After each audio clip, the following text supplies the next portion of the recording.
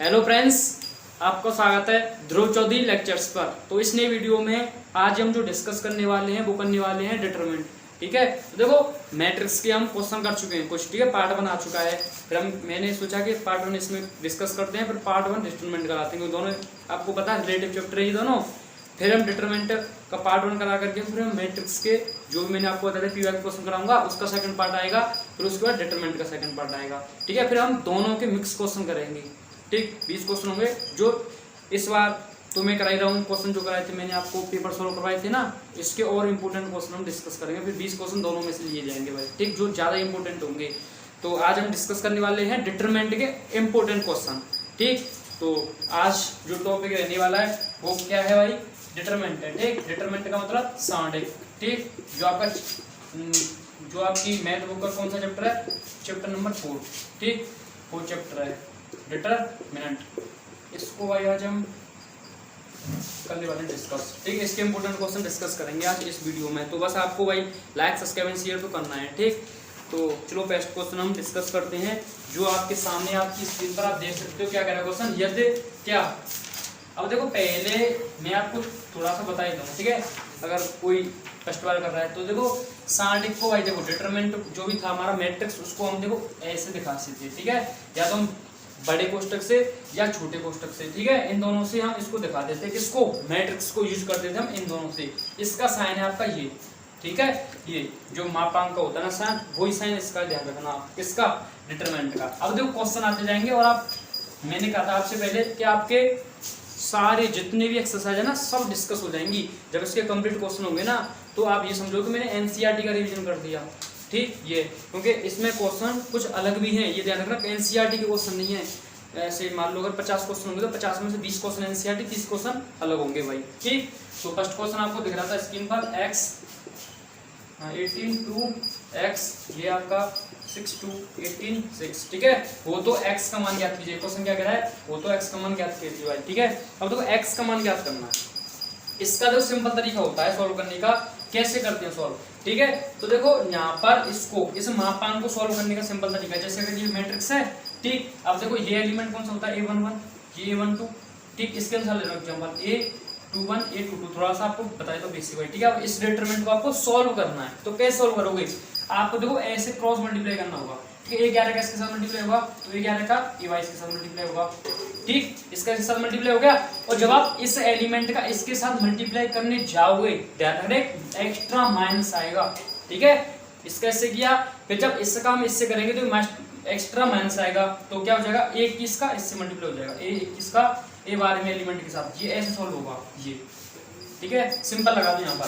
तो कैसे होगा? ऐसे मल्टीप्लाई होगा तो x का x के साथ x उसके बाद फिर माइनस आएगा एक एक्स्ट्रा। ठीक, अब ऐसे मल्टीप्लाई होगा 18 दूनी 36। ये सॉल्व हो गया हमारा। ठीक, अब इसको सॉल्व करो। ऐसे मल्टीप्लाई होगा 36 हो गया माइनस, क्योंकि जब हम यहाँ से मल्टीप्लाई करते हैं ऊपर माइनस 18 दूनी 36। तो कैंसिल हो गया भाई, 36 में 36 हटाओगे कैंसिल। अब देखो यहाँ से x का वैल्यू याद करना था ना, तो x उसके बराबर 36 को मैं इधर ले जाऊंगा भाई, ये तो कैंसिल हो गया 0। 36 को इधर ले जाऊंगा तो प्लस का हो जाएगा और रूट को इधर भेजूंगा मैं तो ये रूट में आ जाएगा 36। ठीक है, तो यहाँ से x की वैल्यू कितनी आ जाएगी? +-6 ये आ जाएगी ना। तो x की वैल्यू कितनी हो जाएगी? +-6। ये आपका आंसर है। कितना सिंपल था। ठीक है, तो ये क्वेश्चन आपका 2022 में पूछा गया था क्वेश्चन 1 नंबर में ऐसा। ठीक है, तो सिंपल था, बस कुछ नहीं था। ये ऐसे करते तो आपको ये चीज आनी चाहिए भाई। ठीक है, नहीं आई ना कोई दिक्कत नहीं, नेक्स्ट क्वेश्चन आते जाएंगे ना आप चीज सीखते जाओगे। ठीक है, इसमें जितने भी कॉन्सेप्ट है सारे हो जाएंगे रिवाइज। तो ये फर्स्ट क्वेश्चन था भाई। ठीक, तो नेक्स्ट क्वेश्चन की तरफ आगे बढ़ते हैं। तो 3 2 1 टेक स्क्रीनशॉट। तो आपने स्क्रीनशॉट ले लिया होगा भाई। ठीक, नेक्स्ट क्वेश्चन की तरफ मूव करते चलो। अब चलते हैं क्वेश्चन नंबर 2। तो भाई क्वेश्चन नंबर 2 डिस्कस करते हैं। ठीक है, आपको दिख रहा होगा क्वेश्चन नंबर 2 क्या कह रहा है कि सिद्ध कीजिए कि क्या हमारे पास एक मैट्रिक्स सॉरी डिटरमिनेंट दिया हुआ है। ठीक है, 13 14 15 16 17 18 ठीक 90 20 21 इक्वल टू 0। ये प्रूव करना है। ठीक है, ये इसका प्रूव करना है, इसको सोल्व करना है। अब देखो इसको आप दो तरीके से सोल्व कर सकते हो भाई। ठीक है, डायरेक्ट इसका प्रसार कर दो आप, किसी के भी रेस्पेक्ट में इसका प्रसार कर दो आप। ठीक है, R1 R2 R3, या इसमें कोई आब्जू की प्रॉपर्टी लगा दो। ठीक है, सॉरी डिटरमिनेंट की कोई प्रॉपर्टी यूज कर दो। प्रॉपर्टी यूज करोगे तो ये सिंपल हो जाएगा। ठीक, डायरेक्ट कर सकते हो आप किसी की रेस्पेक्ट में इसका प्रसार कर दो तो आपको दिख रहा होगा कि आपको गुणा करना पड़ेगा लंबा चौड़ा, क्योंकि 17 का 21 के ऐसे गुणा होगा, ठीक है, तो लेंथी हो जाएगा ना। तो हम पहले देखो एलएचएस को ले लेते हैं। एलएचएस क्या हमारे पास 13, 14, 15, 16, 17, 18, 19, 20, 21, ये है ना। इसको सॉल्व करते हैं। देखो इसमें प्रॉपर्टी लगाता हूं मैं, ठीक है। देखो ये क्या आपकी R1 है, रो फर्स्ट, रो, ये क्या आपकी रो थर्ड है भाई, ठीक है, यही तो है, row first, row second, row third, ये है हमारे पास सामने। अब देखो अगर आपको ये बताने की रो वन क्या रो, अगर तो मैट्रिक्स का मैंने 1 घंटे की वीडियो है उसमें सारा रिवीजन करवा दिया मैट्रिक्स का, ठीक है, सभी टॉपिक 1 घंटे में, जितना भी मैट्रिक्स है सभी टॉपिक 1 घंटे में रिवाइज करा दिए भाई, ठीक है। आप उस वीडियो को देख सकते हैं, आपको क्लियर हो जाएगा। तो देखो इसमें मैं क्या लगा रहा हूँ, मैं देखो अगर इन दोनों को ऐड कर दूं, ध्यान समझना, ठीक है, मैं क्या कर रहा हूँ, अगर मैं इन दोनों को डिटरमिनेंट को क्या कर दूं, ऐड कर दूं और उसमें 2 का डिवाइड कर दूं, ठीक, तो इन दोनों को ऐड करेंगे हम, ठीक है, R1 प्लस R3 और उसमें आप 2 का डिवाइड कर दो, ठीक, दोनों को जोड़कर 2 का डिवाइड करोगे आप, तो आप देखो ये वाला आ जाएगा, ठीक। मैं देखो क्या लगा रहा हूँ, इसमें ऑपरेशन लगा रहा हूँ R1 के रेस्पेक्ट में R1 प्लस R2, ठीक है, अपॉन 2, ये ऑपरेशन यूज करता हूँ भाई। देखो इससे क्या फायदा मिलेगा, बस ये दिखना, ठीक है, ये ऑपरेशन यूज करते हैं हम। और तो ये ऑपरेशन यूज करेंगे तो आपको पता है R1 में ही लिखा जाएगा सारी चीजें सॉल्व करके, ठीक। तो सॉल्व करो आप, किस करोगे, इन दोनों को ऐड करोगे, R1 plus R2, sorry R1 plus R3, R1 plus R3, इन दोनों को ऐड करो, कितना हो जाएगा, 15 और 13 28, उसमें 2 का डिवाइड करोगे आप, कितना आ जाएगा 14, तो R1 में लिखेंगे ना, ठीक। इन दोनों को ऐड करो, कितना हो जाएगा 34, इन दोनों को ऐड करेंगे 34, R1 प्लस R3, उसमें 2 का डिवाइड करो 34 में कितना आ जाएगा 17, ठीक। अब इन दोनों को ऐड करो, 19 प्लस 21 40, 40 में 2 का डिवाइड करो, कितना आ जाएगा 20, ये आ जाएगा ना। और ये क्या आपका 14, 17, 20, 15, 18, 21, ये है ना। अब आप एक चीज बताओ मुझे कि किसी भी सारणिक में अगर 2 पंक्ति या 2 स्तंभ बराबर हो तो सारणिक का मान कितना होता है, 0 होता है ना। ये क्या है, ये प्रॉपर्टी है किसकी, सारणिक की, डिटरमिनेंट की प्रॉपर्टी है ये भाई, क्या कि यदि किसी सारणिक की 2 पंक्ति या 2 स्तंभ अगर बराबर हो गए तो सारणिक का मान कितना आएगा, 0 आएगा। आपको सॉल्व करने की कोई जरूरत नहीं है, ठीक है, इक्वल टू RHS, 2 बराबर आपको दिख रहा होगा, कोई 2 पंक्ति या कोई 2 स्तंभ हो जाए बराबर तो सारणिक का मान 0 हो जाएगा, ठीक। तो ये आप भी कंडीशन है, एक प्रॉपर्टी है, ठीक है, ये आप भी, मैं कह रहा हूँ बार बार, ये डिटरमिनेंट के गुणधर्म है भाई, ठीक। तो नेक्स्ट क्वेश्चन की तरफ मूव करते हैं, आप इसका स्क्रीनशॉट ले सकते हो, ठीक, कितना आसान क्वेश्चन था आपको दिख रहा होगा। तो क्वेश्चन नंबर 3 की तरफ चलते हैं भाई, ठीक। तो क्वेश्चन नंबर 3 क्या कह रहा है, आप उसको ध्यान से समझो, ठीक। तो देखो क्वेश्चन नंबर 3 है आपके सामने कि मान ज्ञात कीजिए, देखो मान ज्ञात करना, ठीक है। देखो इतने सिंपल क्वेश्चन इसलिए क्योंकि अगर कुछ भाई आपको पता आपके मित्र कुछ ऐसे होते हैं कि उन्होंने रिवाइज नहीं किया होगा, ठीक है, इसलिए ले लिया, ठीक। अब देखो ये है, इसका मतलब मान ज्ञात कीजिए। अब आपको देखो इस, अगर मैं आपको बात करूं, जो सारणिक होता है ये क्या होता है भाई, ध्यान रखना, जो सारणिक होता है वर्गापी होता है, ठीक है। सारणिक क्या होता है, वर्गापी होता है, सारणिक क्या होता है, वर्गापी। और वर्गापी की कोटि कितनी होती है, या तो 2x2 का, या 3x3, या 4x4, या इसका मतलब है कि पंक्ति और स्तंभ की संख्या बराबर होगी, ये है ना। अब देखो यहाँ से आप 2x2 मैट्रिक्स को, डिटरमिनेंट को सॉल्व करना सीख जाओगे भाई। कैसे, अगर आपको कोई भी 2x2 का मिलेगा तो आपको सिंपल इसी तरीके से सॉल्व करना होगा। कैसे, इन दोनों को मल्टीप्लाई करो आप, cos थीटा के साथ cos का थीटा, फिर एक्स्ट्रा माइनस आता है sin थीटा का, माइनस sin थीटा के साथ होगा तो माइनस का sin का थीटा आएगा, ठीक। अब देखो cos square theta minus minus plus का sin स्क्वायर थीटा, और इस ये क्या है sin square theta plus cos square theta, इसकी वैल्यू कितनी होती है 1, तो इसका मान कितना आ जाएगा 1 आ जाएगा, ठीक है। क्वेश्चन नंबर 3 का। अब देखो नेक्स्ट क्वेश्चन की तरफ मूव करते हैं आपका। देखो भाई क्वेश्चन नंबर 4, ठीक है, आपको दिख रहा होगा स्क्रीन पर। तो क्वेश्चन नंबर 4 क्या कह रहा है, यदि इतना हो तो इतने का मान ज्ञात कीजिए, ठीक है, ध्यान से समझो। क्वेश्चन नंबर 4, ठीक है, क्वेश्चन नंबर 4 में हमसे देखो 3 1 1 2 -1 -4 5 3, ये इसका मान उसने 49 दे दिया है, ठीक है। वो कह रहा है इसका मान इतना हो तो आप हमें 6 6 2 3 6 -3 -16 20 12 इसका मान ज्ञात कर दो। ये दिया है, इसका मान ज्ञात करा रहा है वो हमसे, ठीक है। तो ये दिया इसका मान, इसका मतलब इसकी सहायता से इसकी वैल्यू फाइंड करनी है भाई, इसकी सहायता से इसकी वैल्यू फाइंड करनी है, ठीक है। ये तो करवाना चाह रहा है हमसे वो। अब देखो अगर मैं आपसे एक चीज कहूँ कि मैं इसमें से, क्योंकि देखो आपको पता होगा कि आप भी और सारणिक में क्या अंतर होता है कि जब हम कॉमन लेते हैं तो आप जब स्टार्टिंग में से आप कॉमन लोगे ना तो हर पंक्ति और हर स्तंभ में से अलग अलग कॉमन निकलेगा। ये इसमें से कॉमन हो गया 3, तो इसी में से कॉमन ले तो इसी में से कॉमन रहेगा। पर लेकिन ऐसा मैट्रिक्स में नहीं होता, अगर आपने कॉमन लिया तो हर एलिमेंट में से कॉमन निकलेगा। पर लेकिन इसमें हम किसी भी पंक्ति में से और किसी भी स्तंभ में से कॉमन निकाल सकते हैं, ठीक है, एक पंक्ति और एक स्तंभ में से निकाल सकते हैं। पर लेकिन मैट्रिक्स में तो सभी में से निकलता है, ठीक। अब देखो मुझे ऐसा बनाना है, मैं फोकस कर रहा हूँ कि ऐसा बन सकता है ये, क्योंकि अगर मैं ऐसा बना लिया, इसको अगर ऐसा बना लिया तो मैं डायरेक्ट वैल्यू रख सकता हूँ, उसके ऊपर 49 रख सकता हूँ ना, तो मैं इसको ऐसा काउंट करने की कोशिश कर रहा हूँ, ठीक। अब देखो इसमें से अगर मैं इसमें से क्या है ये आपकी क्या स्तंभ भी तो है, कॉलम फर्स्ट है, इसमें से अगर मैं 3 कॉमन निकाल दूँ, सॉरी 3 से नहीं 2 कॉमन निकाल दूँ, इसमें से क्या 2, ठीक। अगर मैं इसमें से 2 कॉमन निकालूंगा, ध्यान से समझो क्या बन जाएगा, ये 2 कॉमन निकलेगा, 2 का डिवाइड करो 6 में 3 आ जाएगा, इसमें 3 आएगा, इसमें 1 आएगा, देखो ये चीज बन चुका है, ये देखो ये सेम है ना बन रहा है, इसका मतलब इसमें से क्या कॉमन लेंगे हम 2 कॉमन लेंगे, ये पता चल गया। अब इस पर फोकस करो आप, इस वाले पर। अब देखो इसमें क्या है, इसमें ठीक है, ये क्या आपका कॉलम सेकंड है, C2 है ना ये, इसमें से अगर मान लो 3 कॉमन निकाल दूं मैं, तो 3 का डिवाइड करो 3 में, 1 बार 2 बार -1 बार, ये क्या बन चुका आप देखो, दिख रहा है ऊपर वाला ये ना, ठीक। इसमें से 3 कॉमन लेंगे, देखो इसमें से 2, इसमें से 3, अब देखो इसमें से क्या कॉमन लूंगा, ठीक है, इसको मैं ऐसा बनाने की कोशिश करूँ। अगर मान लो मैं इसमें से ये क्या है कॉलम थर्ड, 4 कॉमन ले लूँ, इसमें से 4 कॉमन लूंगा, जब मैं इसमें से 4 कॉमन लूंगा तो 4 कॉमन लेना, इसमें 4 का डिवाइड करो कितना आ जाएगा -4, 4 पन्ना 20, 5 बार 4 3 12, देखो ये भी क्या बन चुका है, ये बन चुका है। अब देखो इसमें से 2, इसमें से 3, इसमें से 4 कॉमन ले लूँ तो ये ऊपर वाला ही बन जाएगा भाई, ये कन्वर्ट हो जाएगा ना। तो देखो करते हैं आप, C1 में से 2, C2 में से 3 और तथा, ठीक है, तथा C3 में से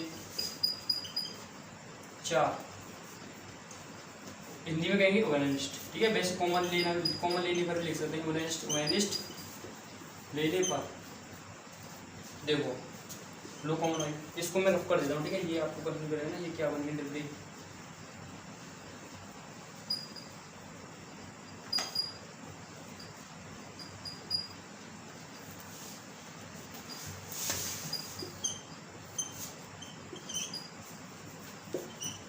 तो देखो क्या लिया 2 3 4, ये कॉमन ले लिया मैंने, क्या बचा यहाँ पर देखो ये बनना 2 कॉमन लो, इसमें से 3 3 1, इसमें से 1 3 कॉमन लोगे, 3 3 6 3 1 3, जब 4 लिया तो -4 4 अपना 20 4 3 12 ये, ठीक है।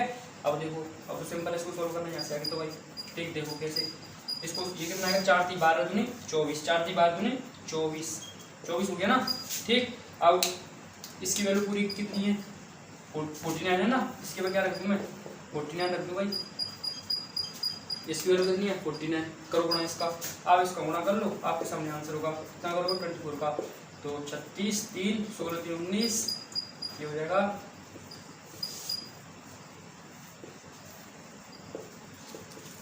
10 और 1176, ये आपका राइट आंसर होगा, ठीक है।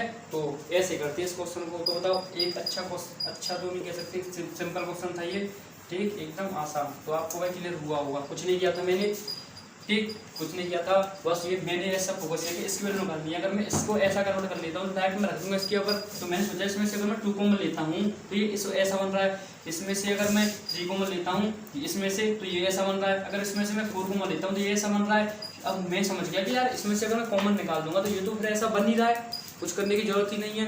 तो मैंने क्या किया, C1 में से 2, C2 में से 3, C3 में से 4 कॉमन निकाल दिया, ठीक है, ठीक, ओवेनिस्ट का मतलब कॉमन ले नहीं है, ठीक। तो 2 3 4 कॉमन लिया, ये बन चुका है, ऐसा बन गया। अब मुझे पता था इसकी वैल्यू कितनी है 49 है, रख दिया, इसको सोल्व कर लिया, 4 3 12 में 24, ये कॉमन निकाल दिया था ना मैंने, ठीक, इसका इससे मल्टीप्लाई किया गया, जितना आंसर आ गया आपके सामने। बताओ आसान था ना एकदम। अब क्वेश्चन नंबर 5 की तरफ आगे चलते हैं, आप इसका स्क्रीनशॉट ले सकते हो भाई, ठीक। तो आपने इसका स्क्रीनशॉट ले लिया हुआ, ठीक। क्वेश्चन नंबर 5 की तरफ आगे चलते हैं, ठीक। क्वेश्चन नंबर 5, अब देखो क्वेश्चन नंबर 5 क्या कह रहा है, आपको दिख रहा होगा कि प्रूव दैट, क्या करना है, प्रूव दैट करना है, सिद्ध करना है, ठीक। क्या कहोगे प्रूव दैट, क्या 1 omega omega square omega omega square 1 omega square 1 omega, ये है ना, ठीक, इक्वल टू 0, जहां ओमेगा इकाई का घनमूल है, क्या है, जहां ओमेगा इकाई का घनमूल है। क्योंकि देखो ये चीज क्यों लिखी उसने, क्योंकि जब ओमेगा इकाई का घनमूल होगा तो आपको पता है ओमेगा की वैल्यू 1 होगी और 1 प्लस ओमेगा स्क्वायर कितना होगा, 0 होगा। ठीक, ये चीज आपको पता होगा भाई किसमें, क्लास 11, ठीक है। चैप्टर नंबर आपका है 4 कॉम्प्लेक्स नंबर, उसमें आपने देखा होगा क्या ये घनमूल है, अगर ओमेगा की वैल्यू 1 होती है, 1 प्लस ओमेगा स्क्वायर की वैल्यू 0 होती है। ठीक, अब देखो इसको क्या करना है, प्रूव करना है, यानी इसको 0 के बराबर प्रूव करना है इस चीज को, ठीक है। क्या है ये LHS कितना है, 1 ओमेगा स्क्वायर 1 ओमेगा, ये है ना। अब मुझे बताओ अगर मैं इन तीनों को ऐड कर दूं, ठीक, तो क्या होगा, देखो तीनों 1 प्लस सभी सेम है ना। मैं क्या कह रहा हूँ, ये क्या है आपकी C1, ये C2, ये C3, अगर मैं मान लो C1 के रेस्पेक्ट में C1 plus C2 plus C3 कर दूं, ठीक है, C1 plus C2 plus C3 तीनों को अगर मैं ऐड कर दूं, क्यों, देखो ऐड क्यों कर रहे हैं आपको पता चल जाएगा। देखो 1 प्लस ओमेगा स्क्वायर, ये हो गया ना, C1 में लिखेंगे सभी को, ठीक, जो C1 के रेस्पेक्ट में कर रहे हैं। तो देखो इसमें भी क्या है, 1 प्लस ओमेगा स्क्वायर, ये चीज है ना, इसको आप ऐड करो, देखो ये भी वही चीज है, 1 प्लस ओमेगा स्क्वायर, यही है ना सेम। ये क्या आपका ओमेगा, ये क्या है ओमेगा स्क्वायर, ये 1, ये क्या है ओमेगा स्क्वायर 1 ओमेगा, बताओ ये चीज हो गई यहाँ पर।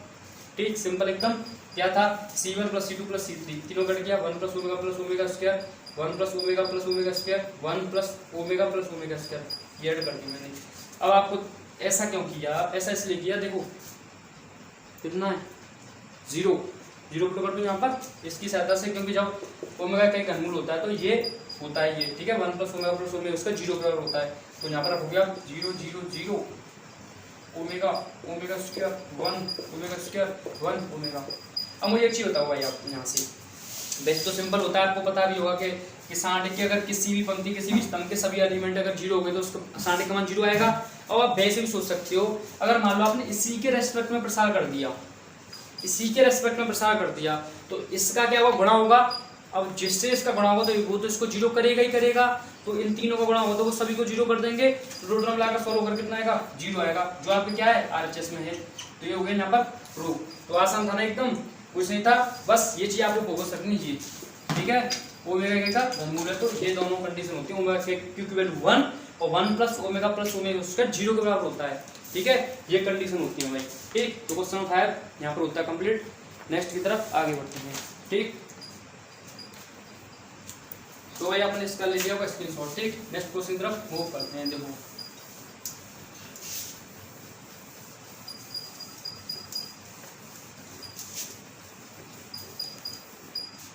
भाई नेक्स्ट क्वेश्चन क्या है आपका, क्वेश्चन नंबर 6। ठीक, क्वेश्चन नंबर 6 कह रहा है, तो भाई क्वेश्चन नंबर नेक्स्ट की तरफ चलते हैं। ठीक है, क्वेश्चन नंबर 6 आपको दिख रहा होगा, क्या करना है, त्रिभुज का क्षेत्रफल ज्ञात कीजिए। ठीक है, तो हम यहाँ पर भी हम एरिया ऑफ ट्रायंगल, ठीक है, एरिया ऑफ ट्रायंगल, त्रिभुज का क्षेत्रफल भी हम क्या सारणी की सहायता से आप निकालना सीखोगे भाई। ठीक है, सारणी की सहायता से भी हम त्रिभुज का क्षेत्रफल फाइंड कर सकते हैं। ठीक है, अब देखो इसमें शीट्स लिखे कितने, a बराबर 5/4, b बराबर -2/4, c बराबर 2/6, ये है। ठीक है, अब देखो ये बिंदु दे दिए उसने, ये शीर्ष दे दिए किसके, केवल निकाल के त्रिभुज का क्षेत्रफल ज्ञात किया, जिसके शीर्ष या त्रिभुज के शीर्ष दिए हुए हैं, ये इससे क्या निकालना है, त्रिभुज का क्षेत्रफल निकालना है। ठीक है, देखो सिंपल है, बस आराम से निकालेंगे। ठीक है, त्रिभुज का क्षेत्रफल कैसे निकालते हैं, देखो आपके पास शीर्ष हो, त्रिभुज का क्षेत्रफल कैसे निकालते हैं वो देखो आप। ठीक है, तो त्रिभुज, ये त्रिभुज का साइन होता है, तो त्रिभुज का क्षेत्रफल कैसे निकालते हैं, देखो 12/2 साढ़े। ठीक है, देखो ये आपका A1, ये आपका B1, ठीक है, ये आपका A2, ये आपका B2, ये आपका A3, ये आपका B3 हो गया ना। तो यहाँ पर क्या होगा पता है, A1 B1 sorry A1 A2 A3 B1 B2 B3 1 1 1 ऐसे निकालेंगे। ठीक है, A1 A2 A3 B1 B2 B3 1 1 1 ऐसे निकालेंगे हम किसका, त्रिभुज, जिसका सॉरी सारणी का क्षेत्रफल, सॉरी सारणी की सहायता से त्रिभुज का क्षेत्रफल हम इस तरीके से निकालेंगे। ठीक है, शीर्ष है मेरे पास, इसको मैंने A1 B1 मान लिया, इसको मैंने A2 B2 मान लिया, इसको मैंने A3 B3 मान लिया। अब आप ऐसे निकालते हैं 1/2 साढ़े A1 A2 A3 B1 B2 B3 1 1 1, ये सभी एलिमेंट 1 1 1 ही रहेंगे। ठीक है, 1 1 1 रहेंगे बस वैल्यू रख दो, सॉल्व कर लो, आपका आंसर आपके सामने होगा भाई। ठीक है, तो 1/2 A1 कितना है 5, A2 कितना है -2, ठीक है, A3 कितना है 2, ये कितना है B1 4, और ये कितना है B2 4, ये -6, ये 1 1 1। ठीक, ये चीज़ है। अब देखो हम ऐसे भी लिख सकते हैं, कैसे, देखो हम ऐसे भी लिख सकते हैं फॉर्मूले को A1 A2 A3 B1 B2 B3, ठीक है, 1 1 1 ऐसे भी लिख सकते हैं, कोई दिक्कत नहीं, इससे और इससे सेम ही रहेगा भाई। ठीक है, ऐसे भी लिख सकते हैं, ऐसे भी लिख सकते हैं, कोई प्रॉब्लम वाली बात नहीं है। ठीक, ये चीज़ है। करो आप सॉल्व इसको, अब आप सॉल्व करोगे, देखो 1/2, अब वो ये इसको आपको प्रसार कर दो, अब डायरेक्ट इसका, या आप इसमें कोई प्रॉपर्टी भी लगा सकते हो या प्रसार कर सकते हो डायरेक्ट। अब मैं देखो मैंने आपसे पहले कहा ना, आप बस R1 को पकड़ लो, ठीक है, उसी के रिस्पेक्ट में प्रसार निकाल दो, आपको उससे हैबिट बन जाएगी, आप जल्दी भी कर पाओगे भाई। ठीक, तो देखो R1 को पकड़ रहा हूँ मैं, R1 के रिस्पेक्ट में कर रहा हूँ, तो इस एलिमेंट को उठाऊंगा पहले 5 को, आपको पता है प्लस फिर माइनस तो प्लस होता है ना, इस एलिमेंट को प्लस लेंगे हम 5, फिर देखो इसके नीचे वाला कैंसिल, ये कैंसिल, अब 4 का मल्टीप्लाई 1 के साथ होगा 4, -6 का 1 के साथ होगा -6, एक एक्स्ट्रा माइनस आता है, और इसका मल्टीप्लाई इसके साथ करोगे तो -6 आएगा, तो माइनस माइनस प्लस का 6 हो जाएगा। अब जब इस एलिमेंट को लूंगा तो ये क्या हो जाएगा, माइनस का 4 आएगा ना, प्लस माइनस प्लस, ये चलता ना साइन, यहाँ पर लिखा तो हमें plus minus plus minus plus minus plus minus plus, ये होता है। ठीक है, plus minus plus minus plus minus plus minus plus, ऐसे होता है। ठीक है, ये तो देखो ये एलिमेंट लिया था प्लस का, ये वाला था ना, इसको लूंगा माइनस का। अब ध्यान रखना, ये चीज आपको याद रखनी है। ठीक है, कुछ नहीं है, सिंपल। अगर आप R3 के रिस्पेक्ट में मान लो प्रसार करने लग जाओ, तो आपको इस एलिमेंट को प्लस लेना है, इसको लोगे तो आप माइनस, इसको लोगे प्लस। जब आप इसका करोगे तो देखो पहले को माइनस लेना पड़ेगा, दूसरे को प्लस, फिर तीसरे को माइनस लेना पड़ेगा। ठीक है, ये चीज है। तो देखो ये प्लस का था, प्लस का ले लिया, फिर माइनस आता है तो माइनस का 4 लिया मैंने, देखो फिर अब देखो इसके नीचे वाला कैंसिल, ये कैंसिल, -2 का 1 के साथ मल्टीप्लाई हुआ -2। ठीक है, अब 2 का 1 के साथ होगा 2 आएगा, एक एक्स्ट्रा तो माइनस आता है, ये यहाँ पर। ठीक है, ये प्लस कितना है, ये 1, तो ये कैंसिल, ये कैंसिल, -2 का -6 के साथ प्लस का 1। ठीक है, अब ऐसे मल्टीप्लाई होगा, 4 तो नहीं 8, माइनस एक्स्ट्रा आता है, ये वो ऐसे। ठीक है, कर लो सॉल्व, 6 और 4 10, 10 1 50, यहाँ से कितना बचेगा माइनस का 4, तो माइनस का 4 इंटू माइनस का 4 कितना हो जाएगा, प्लस का 16, यहाँ से कितना बचेगा 4, 8 12 में से 8 जाएगा तो 4 बचेगा, 4 का मल्टीप्लाई 1 के साथ करोगे तो 4 हो जाएगा। अब इसको आप ऐड कर लो, कितना हो जाएगा 16 4 20 70, 2 से कितनी बार 5 टाइम, तो 35, ये आ जाएगा आपका आंसर। ठीक है, 35 यूनिट स्क्वायर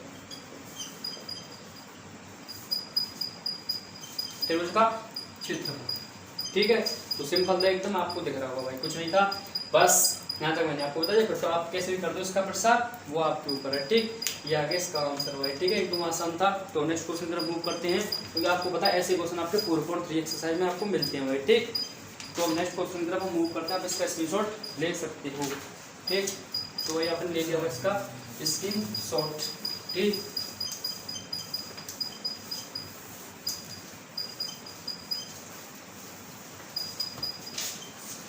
देखो भाई question number 8, sorry question number 7 अभी तो। ठीक, तो क्वेश्चन नंबर 7 क्या कह रहा है कि दर्शाइए कि बिंदु इतने इतने क्या है, समरेख हैं। ठीक है, ऐसे भी क्वेश्चन है 4.3 में। ठीक, बिंदु समरेख आपको प्रूव करना है। ठीक है, तो ये आपको दिया शीट्स, देखो मैंने लेट मान लिया हूं मैं। ठीक है, e बराबर ये है, मैंने मान लिया। ठीक है, तो b बराबर मैंने ये बिंदु मान लिए, ये क्या है b, c प्लस a, फिर मैंने c बराबर मान लिए क्या है, ये है आपके c, a प्लस b, ये है। अब इनको क्या करना है, हमें इन बिंदुओं को क्या करना है, संरेख प्रूफ करना है। ठीक है, अब देखो संरेख कब होते हैं, संरेख जब होते हैं ये बिंदु, अगर मान लो संरेख होंगे ना, तो एरिया ऑफ ट्राइंगल, यानी area of triangle, area of triangle. ठीक है, अब देखो मैंने ए बी सी बिंदु माने, तो इसका मतलब area of triangle A B C, जो हमारा त्रिभुज है उसके शीर्ष क्या मान लिया मैंने, ए बी सी मान लिए, तो मैं ऐसे लिख सकता हूँ ना, area of triangle A B C. ठीक है, इसका मतलब क्या है, त्रिभुज ए बी सी का क्षेत्रफल क्या होगा, 0 होगा।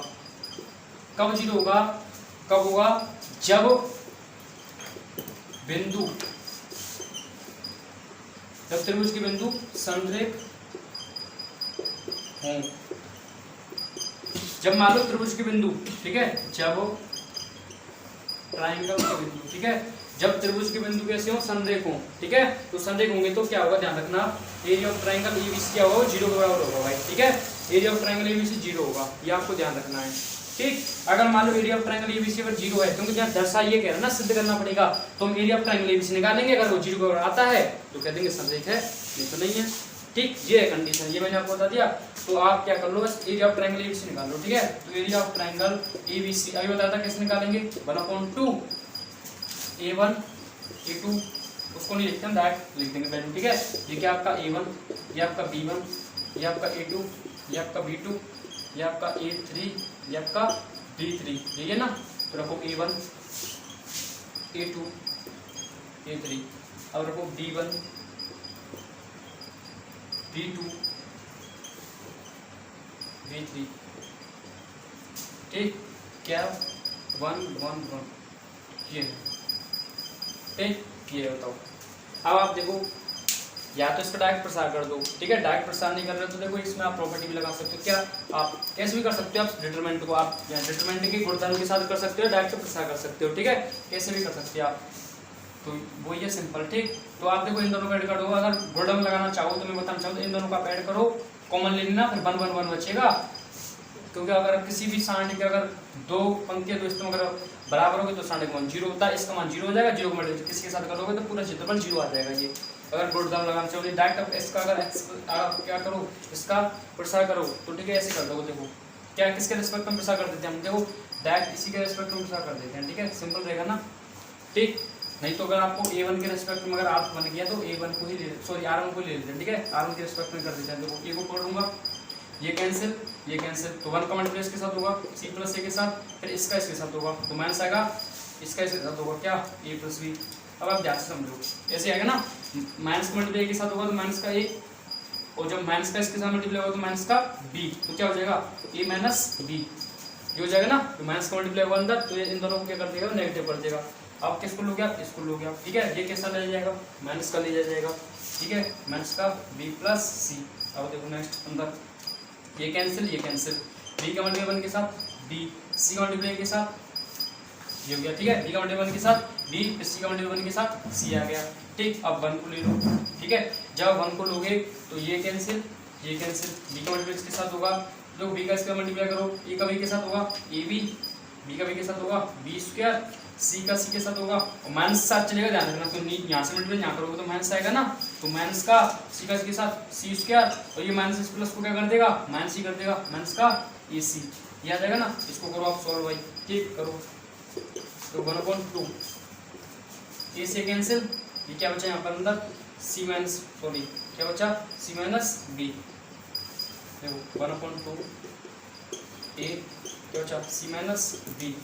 यहाँ देखो माइनस का b प्लस, अब देखो ये b प्लस c, ये b माइनस c। ठीक है, तो क्या हो गया, ये किसका फॉर्मूला बन गया, a माइनस b, ये बन गया ना a माइनस b। अगर पहले कोष्टक में दूसरे ब्रैकेट में क्या होगा a प्लस b, तो इसको क्या करेंगे हम, a square minus b square ही करेंगे ना, तो इसको क्या कहूँगा मैं, b square minus c square, ऐसे कह सकता हूँ, कोई दिक्कत नहीं है, डायरेक्ट इस चीज़ को।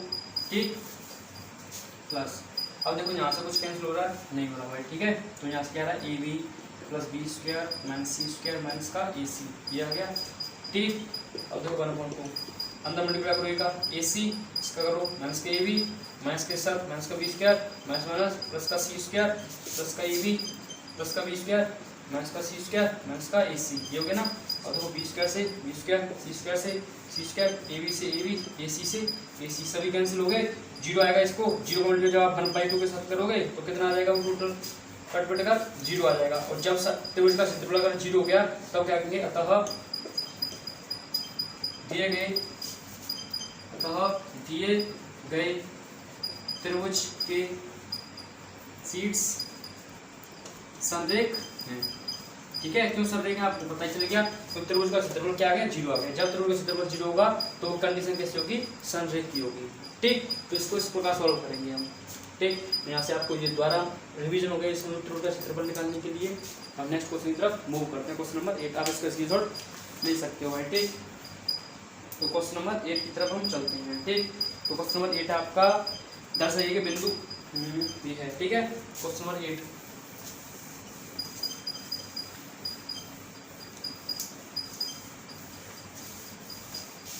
देखो, क्वेश्चन नंबर 8 क्या कह रहा है, उस क्वेश्चन नंबर 8 कह रहा है कि यदि ए बराबर एक हमारे पास दिया है मैट्रिक्स दिया है, ठीक है, आप भी दिया है, आप भी -3 1 हो तो दिखाइए कि ए इनवर्स का अस्तित्व है। वो पूछा ए इनवर्स का अस्तित्व है या नहीं है, ठीक है। ए इनवर्स की वैल्यू फाइंड कर सकते हो या नहीं कर सकते, ये पूछा जा रहा है, ठीक है। ए इनवर्स का अस्तित्व है या नहीं, ठीक है। ए इनवर्स का अस्तित्व नहीं है, ठीक है। अच्छा, ये प्रूव करना है, ठीक है।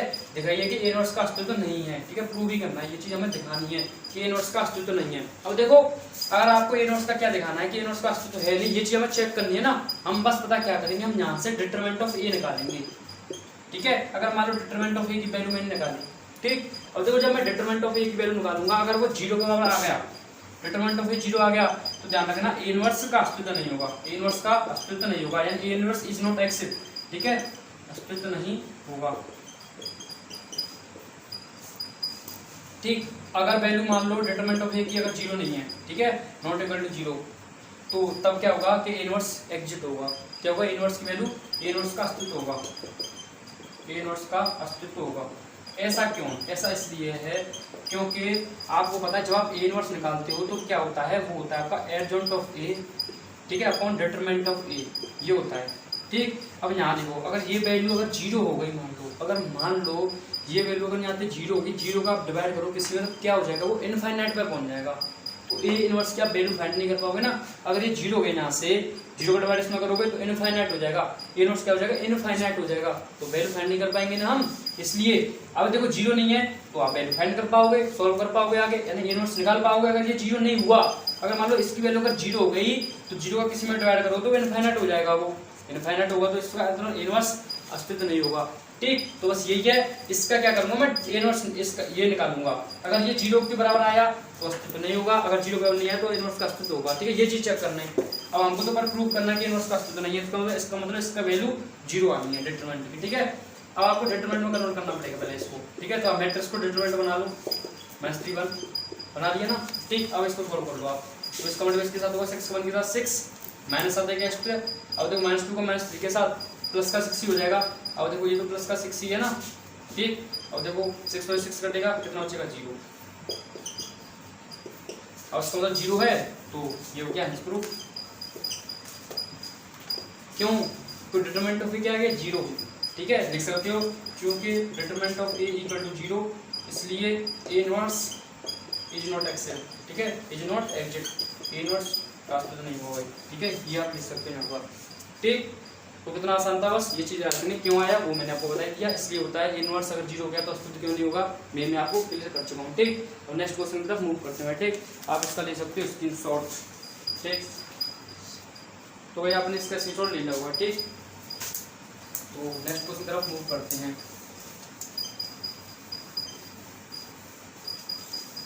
अब देखो नेक्स्ट क्वेश्चन आपका, इसमें कह रहा है क्वेश्चन हमसे, ठीक, कि यदि इतने ए बराबर इतना है तो दिखाइए कि, क्या कह रहा है क्वेश्चन नंबर 9, ठीक। क्वेश्चन नंबर 9 कह रहा है कि ए बराबर एक हमारे पास ये मैट्रिक्स है, आप भी ठीक है, 2, तो दिखाइए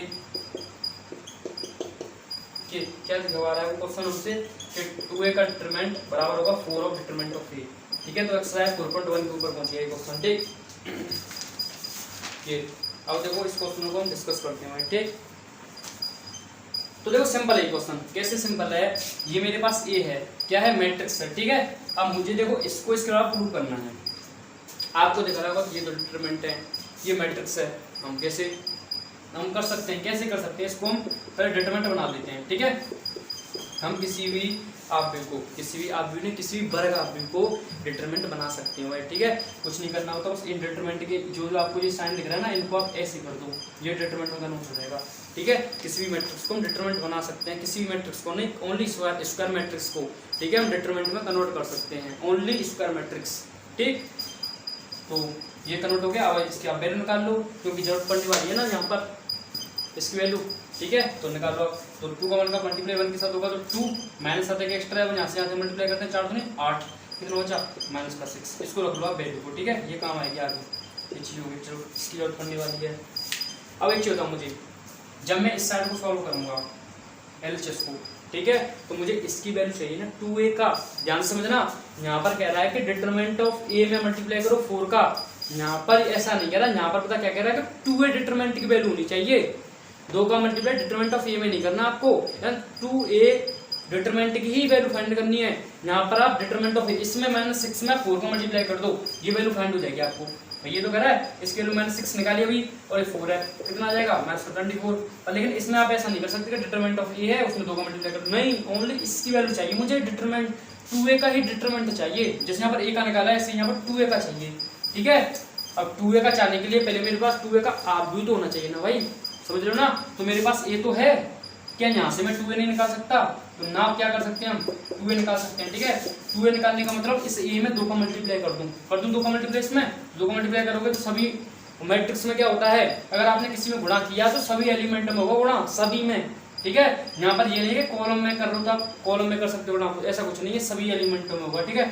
2 का 1 में होगा 2, 2 का 2 में होगा 4, 2 का 4 में होगा 8, 2 का 2 में होगा 4, ये आ गया। अब बताओ ये हमारे मेरे पास आप जो है तो मैं तो सिंपल कन्वर्ट कर सकता हूँ डिटरमिनेंट में, तो 2a का डिटरमिनेंट ये हो जाएगा 2 4 8 4, ये हो जाएगा ना, इसको आप निकाल लो वैल्यू, 4 तो नहीं 8 माइनस आएगा, इसका मल्टीप्लाई 32, कितना हो जाएगा यहाँ से माइनस का 24, ये क्या है LHS। LHS में इस ये तो वैल्यू चाहिए थी ना, अब निकाल लो RHS। RHS में क्या कह रहा हूँ 4 डिटरमिनेंट ऑफ a, ठीक है। तो 4 इंटू डिटरमिनेंट ऑफ a कितना है माइनस का 6, मल्टीप्लाई करोगे माइनस का 24, दिख रहा है। तो LHS बराबर RHS प्रूव हो चुका है क्वेश्चन आपका, ठीक है। आसान था ना एकदम, ठीक। तो आप इसका स्क्रीनशॉट ले सकते हो, फिर हम नेक्स्ट क्वेश्चन की तरफ मूव करते हैं भाई, ठीक है। आप इसका ले लो स्क्रीनशॉट, फिर नेक्स्ट क्वेश्चन की तरफ आगे चलते हैं, ठीक। तो भाई आपने ले लिया इसका स्क्रीनशॉट, ठीक है। तो अब क्वेश्चन नंबर 10 की तरफ आगे बढ़ते हैं, ठीक। क्वेश्चन नंबर 10 क्या कह रहा है,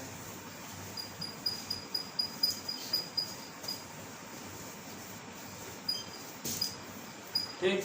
देखो क्वेश्चन नंबर 10, क्वेश्चन नंबर 10 कह रहा है भाई हमसे, क्वेश्चन नंबर 10 कह रहा है कि a बराबर, ठीक है, a बराबर एक मैट्रिक्स है मेरे सामने, क्या है 1 0 1 0 1 2 0 0 4, ये है, ठीक है। तो अगर दिखाइए कि क्या दिखाइए 3a का डिटरमिनेंट बराबर होगा 27 डिटरमिनेंट ऑफ a, ये चीज कह रहा है वो हमसे, ये चीज करनी है भाई, ठीक है। क्या करना है अभी जैसा क्वेश्चन है ये तो, ठीक है। तो ये आप होमवर्क में लिख लो भाई, ठीक है। इस क्वेश्चन को आप होमवर्क में लिख लो, क्योंकि सेम टू सेम क्वेश्चन था ना ये, तो ये आपका हो गया सेम क्वेश्चन था ये तो, ठीक है। ये आप कर सकते हो ना, सेम करना, कुछ नहीं करना।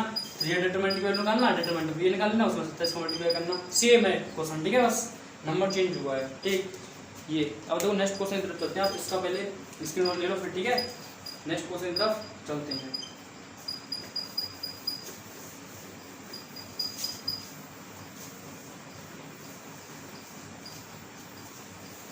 और देखो नेक्स्ट क्वेश्चन भाई अब हम डिस्कस करते हैं, ठीक। नेक्स्ट क्वेश्चन की तरफ चलते हैं। देखो नेक्स्ट क्वेश्चन क्या था आपका, क्वेश्चन नंबर 11, ठीक। तो क्वेश्चन नंबर 11 क्या कह रहा है, उसको देखो आप कि सांड एक, ठीक, आपको दिख रहा होगा x + y z 1 y + z x 1 z + x y 1 का मान बिना विस्तार किए सिद्ध कीजिए कि इसका मान 0 है, ठीक है। इसका मान 0 सिद्ध करना है हमें, और बिना इसका विस्तार किए। क्वेश्चन बता क्या कह रहा है, इसमें आपको क्या है डिटरमिनेंट की गुणधर्म यूज करना है, ठीक है। डायरेक्ट इसका एक्सपेंशन नहीं करना आपको भाई, इसका प्रसार नहीं करना डायरेक्ट, ठीक है। आप इस सारणी की गुणधर्म यूज करना है आपको। अब देखो गुणधर्म यूज करना है, ठीक है। गुणधर्म लगाते हैं, पहले गुणधर्म लगाना चाहूँ मैं तो एक बताऊँ मुझे भाई, मैं ऐसे लगाऊंगा कि अगर मान लो ये क्या आपकी पहले LHS को लिख लो, ठीक है, तब देखते हैं x + y z 1 y + z x 1 z + x y 1, ये है, ठीक है। ये क्या आपकी R1, ये क्या है R2, ये क्या है R3, ठीक है ना, ठीक। अब एक चीज बताऊँ मुझे, अगर मैं इन दोनों को ऐड करूँ, ठीक है, सोच रहा हूँ मैं भाई कि इन दोनों को अगर मैं ऐड करूँ, क्या ये सभी जो यानी ये C1 C2 C3 के जो एलिमेंट है ना, क्या ये बराबर हो जाएंगे, सेम हो जाएंगे क्या। फिर इसको मैं को क्या करूँगा, कॉमन निकाल लूँगा, ठीक। तो देखते हैं, देखो मैं क्या मैंने सोचा है, ठीक है, क्योंकि सोचा नहीं आप आपको खुद ही दिख रहा होगा कि x + y + z इन तीनों का ऐड करूँगा मैं। अगर R1 + R2 को जोड़ दूँ मैं, देखो x y z हो जाएगा, तीनों जुड़ जाएंगे, y z x सेम ही चीज़ है ना, बस क्या होगा x y z, ये इसको ऐड करोगे x y z है, तीनों सेम हो जाएंगे, ठीक है। तो R1 के रेस्पेक्ट में ऑपरेशन लगा दूँ मैं, क्या R1 + R2 + R3, ये लगा दूँ ना, R1 + R2 + R3, sorry R3 को नहीं दें, R1 + R2, ये ले, ठीक है, करो ऐड, देखो X plus Y plus Z, तीनों ये रहेंगे ना, R1 प्लस R2 एलिमेंटों में करो X plus Y plus Z, एन को ऐड करो आप, देखो Y plus Z plus X add हो गया, इसमें ऐड करो Z plus X plus Y, ठीक है, ये क्या आपका जेड, ये क्या एक्स, ये क्या वाई, ये क्या 1 1 1 ये है, ठीक है। अब देखो X Y Z, X Y Z, X Y Z तीनों सेम है, लगा दो कॉमन किसमें से, R1 में से, ठीक है। तो R1 में से X plus Y plus Z क्या ले रहे हैं हम, कॉमन लेने पर, ठीक है, कॉमन लेने पर ले दे भाई कॉमन, तो लो कॉमन, तो x plus Y plus Z common निकाल दूँ। अब देखो कॉमन लिया मैंने, यहाँ पर कितना बचेगा 1, यहाँ पर कितना बचेगा 1, यहाँ पर 1, ये क्या आपका जेड एक्स वाई 1 1 1। अब देखो अगर किसी भी सांडे के दो पंक्ति दोस्तों अगर बराबर हो गए तो उसका कितना मान होगा 0, तो इसका मान कितना हो जाएगा 0। अब 0 को मल्टीप्लाई किसमें करोगे आप, एक्स बाई जेड इसमें करोगे ना, जब इसका मान 0 हो गया, तो किसी भी सांडे की दो पंक्ति दोस्तों अगर बराबर होगी तो उसका सांडे का मान कितना होगा 0, तो इसका मान कितना होगा 0, 0 बटे इसके साथ करोगे तो कितना हो जाएगा 0 हो जाएगा ना। ये देखो हमसे प्रूव करवाना था, तो क्या हो गया क्वेश्चन हेंस प्रूव हो गया भाई, ठीक, क्या हो गया जी क्वेश्चन हेंस प्रूव हो गया, ठीक है, सिंपल था ना एकदम। ये आप इसका ले सकते हो स्क्रीनशॉट, ठीक। तो नेक्स्ट क्वेश्चन की तरफ मूव करते हैं भाई, आप इसका स्क्रीनशॉट ले लो भाई, ठीक, तो आपने ले लिया होगा इसका स्क्रीनशॉट, ठीक है। अब चलते हैं नेक्स्ट क्वेश्चन की तरफ।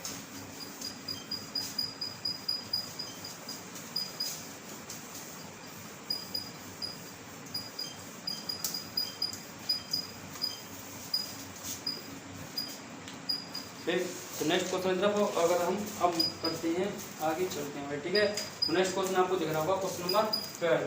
तो क्वेश्चन नंबर 12 में क्या है, हमसे क्या करा, प्रूफ दैट, ठीक है, प्रूफ दैट, प्रूफ करना है, क्या करना प्रूफ दैट, कि देखो माइनस का a square a b a b b square b c a c square prove करना है, किसके अलावा 4 a square b square c square, इसी के अलावा प्रूव करना है ना क्वेश्चन, ठीक। अब देखो प्रूव करना है, ठीक, प्रूव करते हैं, चलो इस साइड को ले चलते हैं एलसीएस को, ठीक है। इसी को सॉल्व कर हमको दिख रहा है ये आ जाएगा, ठीक है, आ जाएगा ना भाई, लाना पड़ेगा, ठीक। A square a b b square b c square ये है। अब आप सोचो कर क्या सकते हैं इसमें, अगर मैं आपसे पूछूं, देखो जो मैं R1 के रिस्पेक्ट में करूँगा ना, इसमें आप C1 के रिस्पेक्ट में कर सकते हो, ठीक है, कुछ नहीं है। देखो ऑपरेशन आप अपनी तरफ से लगा सकते हो, ये नहीं कि मैंने जो ऑपरेशन लगा उन्हीं ऑपरेशन को आप यूज करो, ठीक है, कई ऑपरेशन लग सकते हैं भाई, कई ऑपरेशन आप यूज कर सकते हो, ठीक। अब देखो अगर मैंने सोचा कि अगर मैं R1 में से क्या कर दूँ, ए कॉमन निकाल दूँ, ठीक है, तो ए निकल जाएगा, ठीक है, आराम से। इसमें देखो बी आता है, इसका मतलब मैं R2 में से बी कॉमन निकाल दूँ। इसमें देखो सी आता है, इसका मतलब मैं R3 में से सी कॉमन निकाल दूँ भाई, कर सकता ना सभी। देखो इसमें ए भी है, इसमें बी भी है, इसमें सी भी है, ठीक। तो हम क्या कर रहे हैं, ये काम कर रहे हैं, ठीक है, R1 में से ए, R2 में से बी और तथा R3 में से सी कॉमन लेने पर, ठीक है, कॉमन लेने पर, कॉमन का लोग लेने पर, कॉमन लूँगा मैं ए बी सी, ले लिया मैंने कॉमन, ठीक। इसमें से ए कॉमन लिया है, ए स्क्वायर में डिवाइड करोगे, ए स्क्वायर में आप ए का डिवाइड करोगे तो ए से कैंसिल, ये बचेगा ना, ए स्क्वायर कॉमन, ए कॉमन लिया तो ए, यहाँ से गया बी, यहाँ से ए गया सी, यहाँ से बी गया ए बचा, यहाँ से एक बी गया एक बी बचा, यहाँ से बी गया सी बचा, यहाँ से सी गया ए बचा, यहाँ से सी गया बी बचा, यहाँ से एक सी बचा, ठीक है ना, ठीक। अब देखो हम इसको जो ऑपरेशन पता क्यों लगाते हैं, ऑपरेशन हम इसलिए लगाते हैं कि ये जितने से ज़्यादा आसान हो सके उतना ज़्यादा आसान कर सके हम, ठीक है, आसान करने की कोशिश कर रहे हैं हम, ठीक है। इनसे हम डायरेक्ट इसका अगर आप प्रसार करने लग जाओगे ना तो आपको ये क्वेश्चन बहुत लेंथी हो जाएगा, ठीक। अब आप देखो अगर मैं इन दोनों को ऐड कर दूँ, ये क्या आपकी R1, ये क्या है R2, ये क्या है R3, अगर मान लो मैं R1 के रिस्पेक्ट में अगर इन दोनों को ऐड कर दूँ, ठीक, इससे क्या फायदा होगा, इससे तो दो एलिमेंट जीरो हो जाएंगे। अब दो एलिमेंट जीरो हो जाएंगे, देखो हमारा मेन पता टारगेट क्या होता है, दो एलिमेंट, बस आपका देखो ज़्यादा टारगेट पता क्या होना चाहिए किसी भी अगर इस प्रकार की सारणी को सॉल्व करने का, किसी भी पंक्ति या स्तंभ के दो एलिमेंटों को जीरो करना, ठीक है। जिससे आसान हो जाएगा, क्योंकि हम उसी के रेस्पेक्ट में प्रसार कर देंगे। अगर मैं इन दोनों, अगर मान लो इसमें R1 में अगर मैं सक्सेसफुल हो गया कि दो एलिमेंट में 0 कर दिए, तो पता है इससे क्या फायदा मिलेगा कि मैं इसी के रेस्पेक्ट में प्रसार कर दूंगा, इसी के रेस्पेक्ट में प्रसार करूंगा। देखो ये तो 0 हो जाएंगे, तो इनका तो काम खत्म, बस ये बचेगा, जो 0 नहीं होगा बस वही बचेगा ना। ये ऐसे आसान हो जाता है, ठीक है। अब आपको दिख रहा होगा, अगर मैं R1 प्लस R2 जोड़ दूं तो -a plus a 0 plus b minus b 0, ये हो जाएगा ना। तो R1 के रेस्पेक्ट में R1 प्लस R2 करते हैं, तो देखो क्या आया, ABC पहले से था, ठीक। अब देखो ये करोगे आप, जुड़ोगे 0, इन दोनों में जुड़ोगे 0, C प्लस C 2C हो जाएगा, C और C जोड़ोगे 2C हो जाएगा, ठीक। देखो आप दो ऑपरेशन लगा दोगे और आसान हो जाएगा। क्या, अब मैं देखो इन दोनों को ऐड कर रहा हूँ, ठीक है, R2 प्लस R2 के रेस्पेक्ट में, ठीक, और आसान कर दूंगा, ठीक है। तो R2 प्लस R3, इससे और आसान हो जाएगा भाई, ठीक है। क्यों आसान होगा, देखो और 0 हो जाएंगे इसमें एलिमेंट, A और A 2A, इसको जोड़ोगे आप, प्लस का भी माइनस का भी 0, प्लस का C माइनस का C 0, ये AB माइनस का C, AB माइनस का C, ये हो जाएगा ना, ठीक। अब देखो आप नेक्स्ट ABC, अब क्या करना है, इसी के रेस्पेक्ट में इसका प्रसार कर रहे हैं, ठीक है। कर दो इसके रेस्पेक्ट में भाई प्रसार, ठीक। कौन निकाल सकता था 2, पर लेकिन डायरेक्ट कर देते हैं इसका प्रसार, ठीक है। और देखो इनका तो रोल खत्म, इनका तो रोल खत्म, 2C को लेते हैं डायरेक्ट, ठीक है, ले ले 2C, ठीक, क्योंकि इनका रोल तो खत्म, इसके रेस्पेक्ट में करते हैं इसको प्रसार, पर इनसे आप लोगे तो 0 0 कर देगा ये, तो इनका तो रोल खत्म हो गया, 2C है। अब देखो 2C लूंगा तो ये कैंसिल, ये बचा, तो 2A का मल्टीप्लाई B के साथ होगा तो 2AB हो जाएगा, ठीक। ये का 0 के साथ होगा 0 हो जाएगा, ये हो जाएगा ना। देखो ABC, और देखो यहाँ से क्या बचा आपका 2C इंटू 2AB बचा ना, ओनली 0 में से घटाओगे आप तो 2AB आएगा, ठीक। अब देखो नेक्स्ट ये आपका ABC, ठीक, यहाँ से देखो 2 दूनी 4, कितना आ गया, 2 दूनी 4 ABC, ये रहा, देखो AB ये रहा, C रहा, कितना आ गया 4ABC, ठीक है। देखो 4 A का मल्टीप्लाई के साथ A स्क्वायर, B का मल्टीप्लाई के साथ B स्क्वायर, C मल्टीप्लाई के साथ C square equal to RHS, यही था ना, ठीक। कितना आसान था, दोबारा समझ लो आप इस क्वेश्चन को, ठीक। बस इस वीडियो बस इतना ही डिस्कस करेंगे, फिर नेक्स्ट वीडियो में डिस्कस करेंगे क्वेश्चन। आप देखो इसको ध्यान से समझो, ठीक है। और देखो मुझे इसको इसके बराबर प्रूव करना था, ठीक, इसको इसके बराबर प्रूव करना था क्वेश्चन को। मैंने आपको बताया एक टिप्स दी, ये समझ लो कि टिप्स क्या है कि आपको ज़्यादा पता क्या फोकस करना है कि किसी भी पंक्ति या किसी भी स्तंभ के 2 एलिमेंट 0 हो जाएं, फिर आपको उसी के रेस्पेक्ट में प्रसार करना है, ठीक है। जैसे मैंने देखो इन दोनों 2 एलिमेंटों को 0 किया, अब देखो इसके रेस्पेक्ट में प्रसार करते थे, कोई दिक्कत नहीं, कैलकुलेशन आसान रहती, ठीक है। या मैं देखो क्योंकि 2 एलिमेंट इसमें भी 0 है, 2 एलिमेंट इसमें भी 0 है, ठीक है। तो उस जो जहाँ पर 2 एलिमेंट 0 हो जाए उसी के रेस्पेक्ट में प्रसार करने की कोशिश करना, क्योंकि काम आसान होगा। कैलकुलेशन देखो कितना सिंपल था, समझ रहे हो, ठीक। तो वही चीज़ है, मैंने पहले देखा कि पहले मैं और इसको सिंप्लीफाई कर देता हूँ, ठीक है, सिंप्लीफाई करता हूँ, ठीक है। हम ऑपरेशन क्यों यूज करते हैं, हम गुणनखंड क्यों लगाते हैं कि ज़्यादा से ज़्यादा आसान हो जाए हमारे लिए इस डिटरमिनेंट को सॉल्व करना, ठीक। तो ऐसा ही किया मैंने कि R1 मुझे देखा था A, आप ऐसे भी निकाल सकते हो, C1 के रेस्पेक्ट में भी A कॉमन ले सकते हो, कोई प्रॉब्लम वाली बात नहीं है, ठीक।